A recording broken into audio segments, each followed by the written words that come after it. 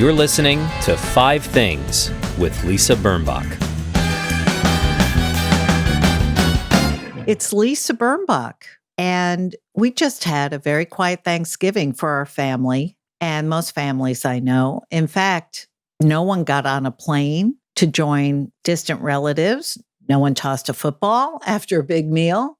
Then again, no one in my family has ever tossed a football after a big meal. And if there were football games to watch, I don't know about them because no one turned them on. This Thanksgiving was filled with phone calls, FaceTimes, and very distanced family, very separate. But everybody was just a phone call away. I'm not going to feel sorry for ourselves. I feel sorry for one of my exhibits who's quarantining by herself. That's crummy. But, it's the way it is. Much better that than have her sick. My mom is probably foggy about why she had to eat turkey by herself, but she may not remember that she did that in the first place. In a way, maybe that's just luck. And, I don't know if I believe in luck, but I know I feel lucky and I feel like it's time to count my blessings. And by the way, talking this way is a little new to me. I know I sound like an amateur Sunday school teacher, and I apologize. After a long, long siege, it does feel finally safe to exhale. The news isn't bad. Life is okay. And so because of Thanksgiving and because we're taking a breath, taking a beat, I need to confess there is no guest on today's show. I'm just going to muse a tiny bit on what I'm thinking and, of course, share my 5 things that make life better.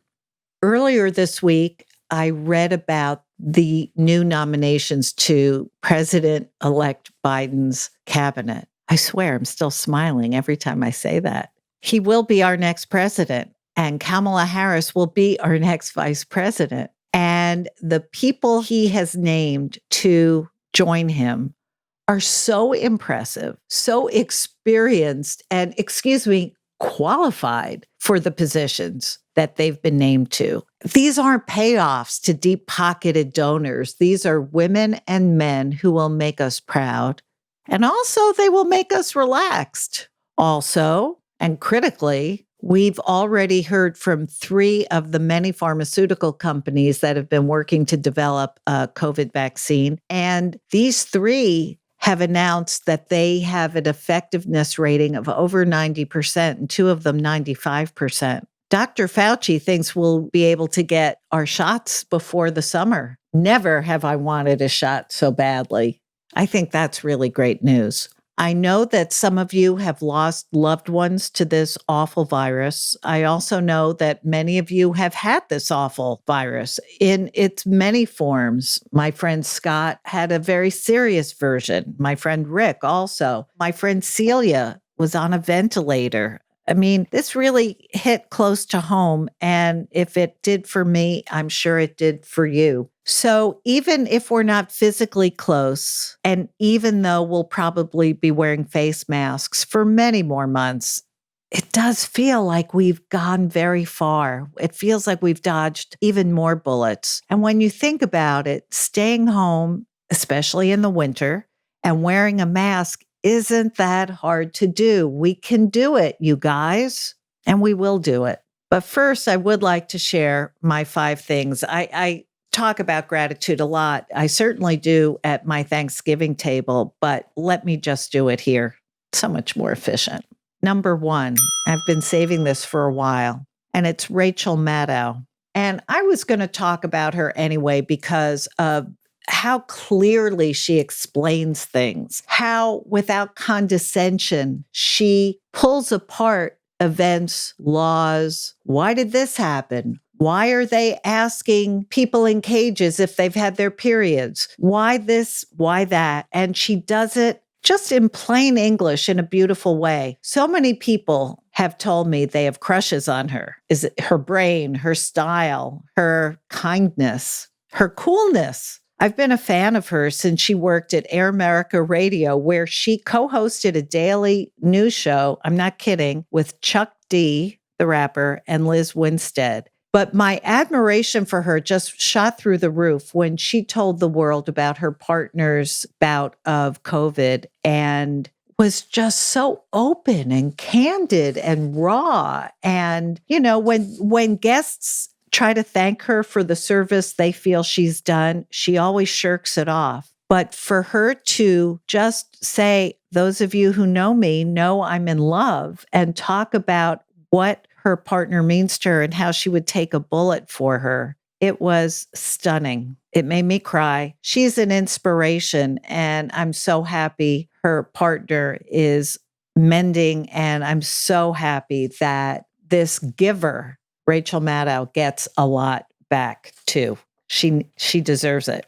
Number 2, there's a cadre of really good people in the Senate who maybe get less attention than their colleagues, maybe because they're not running for president, maybe because they're not committee chairs, maybe because they don't hog a microphone, to be honest. I'm thinking of Senator Sherrod Brown of Ohio, Dick Durbin of Illinois, Chris Coons of Delaware, Sheldon Whitehouse of Rhode Island, people who give me a sense of calm when I see them. And I should say I feel the same way about Amy Klobuchar and Elizabeth Warren, but they've been in a lot of headlines this year. But I just want to call out to these good, solid people who represent us. Number 3, Peking Duck. It's not the traditional expression of the pilgrims celebrating their first festival in the New World. But you know what? This year, my fella and I, we had it yesterday for Thanksgiving. And it was very much a celebration for us. It's sort of our fancy celebration food. Number 4, watching live conversations that I'm not a part of on my computer. They may be webinars, they may be Zooms, but whatever they are, it's very exciting to watch a live conversation between Salman Rushdie and Paul Auster, or Martin Amis and Steve Martin. There's an organization called Writer's Block that provides some of these. I guess there are definitely programs at the 92nd Street Y online. You can probably find them at any EDU, any university, but I've really enjoyed watching them, and it feels like a connection. And I don't feel like the little match girl pressed up against the wall of these literary giants, but I do. And number 5 is Zingerman's Pimento Cheese spread. Now, I've never been to Zingerman's. I've certainly heard about them over the years. My friend Mickey Maynard extols them all the time. They're a greatly famous Michigan food store. I'm going to call it the Zabar's of the Midwest. I don't know if I dare say that. I don't know if that insults either one. Actually, I did say it, so let it stand. But through Farm to the People, I was able to buy a little tub of this pimento cheese spread, and I love it. And I know that pimento cheese spread is not my people's food. I don't come to it naturally. I think you're supposed to spread it on white bread, which I haven't had in my house in a decade at least, but it's really tasty. What can I say? It makes me happy that it's there. Most weeks coming up with 5 things, 5 new things that make my life better is not easy. Honestly, when I was hoping the Mueller report would really indict Donald Trump, it was fun, a little funny, and made my life so much easier to only have to come up with 4 new things every week. And I had a little crush on Robert Mueller, so it was fun to look at different pictures of him and post them. But you know what? This week, I feel so grateful. It's just flowing.